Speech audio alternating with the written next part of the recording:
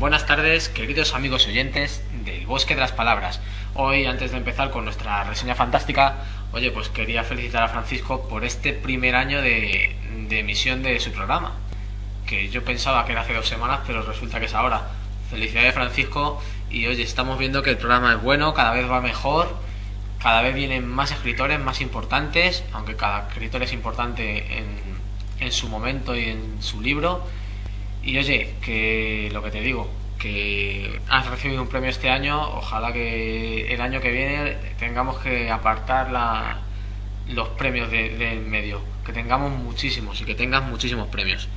Y bueno, una semana más, dicho esto, una semana más voy a procurar haceros olvidar la realidad por unos minutos y os voy a llevar de la mano a la sección fantástica para que descubráis que estamos rodeados de mundos paralelos ideados por esos locos dioses anónimos capaces de crear mundos y recrearlos para que todos creamos que existen, o que nos describen mundos verdaderos que todos tomamos por fantasías ideales. La verdad es que la línea que separa realidad y ficción me parece cada vez más delgada, y contra más leo, más delgada me parece. Hace un par de semanas os prometí traer de vez en cuando libros de ciencia ficción. Además, os voy a poner un par de saluditos que tengo de escritoras que os dije el otro día que iba a ir a la feria. Un saludo para el Bosque de las Palabras de Carolina Lozano, autora de La Cazadora de Profecías. Pero bueno, vamos a hablar de ciencia ficción, porque aunque la fantasía suele aglutinar todas esas historias de espadas y magia, las que nos hablan de utopías futuras, viajes interestelares o bases en Marte, son también muestras de ese mundo recreado por los autores. Pocas diferencias de base son las que hay entre la nave Enterprise recorriendo la galaxia o el castillo de Camelot oculto bajo las nieblas de Avalon. Sí, la verdad es que son muy diferentes, pero de base es lo mismo. Fantasías de alguien. La verdad es que no me extraña que se suelan unir bajo los mismos titulares las novelas o las historias de ciencia ficción y las de fantasía pura, pues todas estas historias no dejan de estar sustentadas con los pilares de la imaginación humana, por fronteras inexistentes que se nos escapan a la mayoría y que solo unos pocos son capaces de descubrir en las nebulosas raras de sus mentes. Lo más lógico para empezar a hablar de ciencia ficción, sobre todo para un profano en la materia como soy yo, sería haber empezado a leer al Tolkien del género, al mítico Isaac Asimov, padre de la ciencia ficción como género moderno. Tampoco habría estado mal, leer a Orwell, o al mismísimo Julio Verne. Tampoco habría estado mal, ¿verdad? Podría haberos reseñado Fundación, Yo Robot, La Máquina del Tiempo, 1984, De la Tierra a la Luna, no sé, cualquiera de estos clásicos. Pero he preferido comenzar con una novela recién publicada. Tengo una obsesión enfermiza, yo creo que ya lo vais viendo, por hablar de la gente que conozco, sobre todo si me ha gustado lo que ya he leído de ellos. El Bosque de las Palabras sigue una política que me encanta, y es la de promocionar a gente que escribe muy bien y está empezando a publicar. A gente novel, que se dice, o menos novel, que también los hay.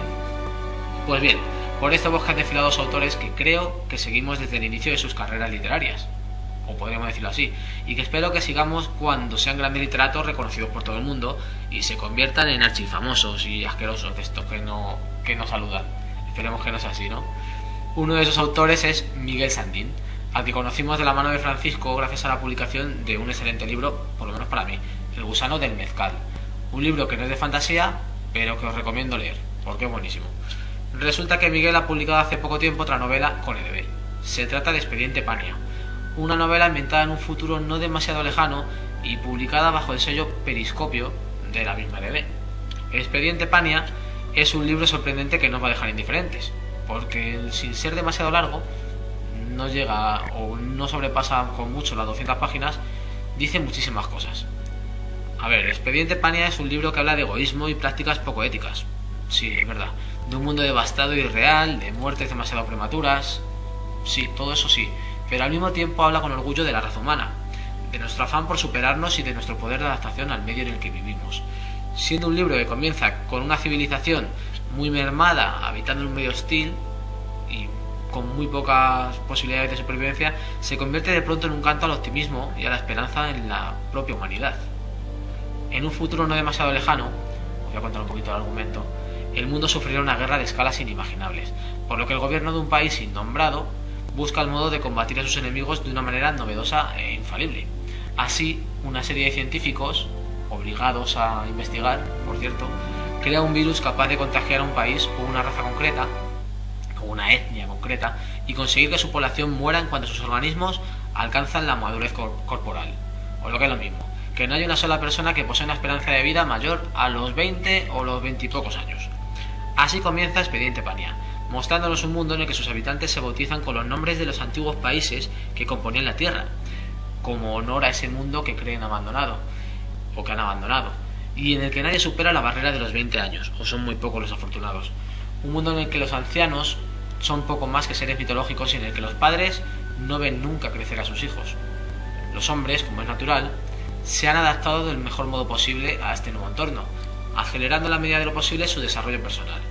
Así la humanidad pervive como puede, con la única ayuda de un ordenador portátil conectado a un generador que alguien en el pasado logró crear para que las continuas generaciones de jóvenes conozcan cómo vivieron esos antepasados. La verdad es que la sociedad que se establece no es ni mucho menos injusta ni antinatural. Los escasos habitantes del mundo, que creen que lo que causa su prematura muerte es el agua que les rodea, han creado una sociedad bastante bien estructurada. Siendo muy jóvenes, han estructurado muy bien una sociedad, establecida por casas o castas a las que se accede según las cualidades de cada individuo. Como las antiguas tribus humanas, cada noche, siempre que se puede, los humanos se reúnen en torno a una hoguera para compartir las experiencias del día, narrar cuentos del pasado o establecer los trabajos a realizar al día siguiente. Nada parece ir mal en Pania, ese nuevo mundo al que llegaron unos antepasados remotos, de sus jóvenes habitantes. Hasta que un mensaje extraño en esa gran mente colectiva que es el ordenador portátil comienza a hacer tambalear los frágiles cimientos de esa civilización artificial. Una mezcla entre Gran Hermano ideado por Orwell y Los Supervivientes ideado por algún creativo televisivo visionario es la que se da en esta novela juvenil de ciencia ficción, que hace recapacitar y pensar en lo fácil que sería desestabilizar una civilización entera con una diminuta modificación genética. Un libro sencillo de leer que a mí por lo menos me ha hecho al mismo tiempo tener esperanzas y temer a los hombres a la vez, por igual, porque a uno no le queda muy claro qué pensar al final, si es bueno o es malo que los hombres seamos como somos. La verdad es que recomendar Expediente Pania es sencillo, sí, la verdad es que es sencillo, porque es uno de esos libros que sabes que va a gustar, aunque al comienzo parezca un pelín raro. Además ha cogido el truco este de añadir noticias a la novela, al argumento, van poniendo noticias. Suicide in the Red, que es el que voy a traer la semana que viene, también sigue esa nueva tendencia. Bueno, sigo.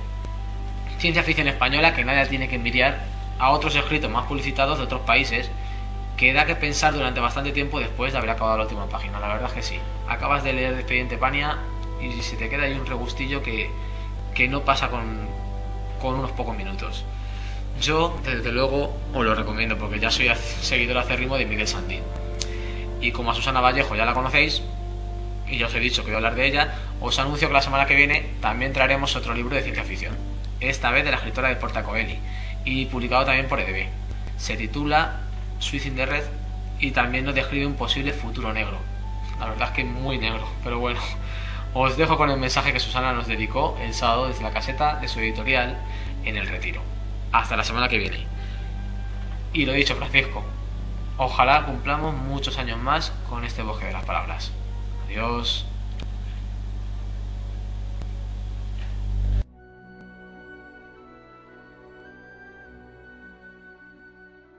Es un saludo de Susana Vallejo, la autora de Porta Coeli, la tetralogía fantástica juvenil, y de Suicide in the Red, una novela de ciencia ficción, con cariño para todos los oyentes de El Bosque de las Palabras. Gracias.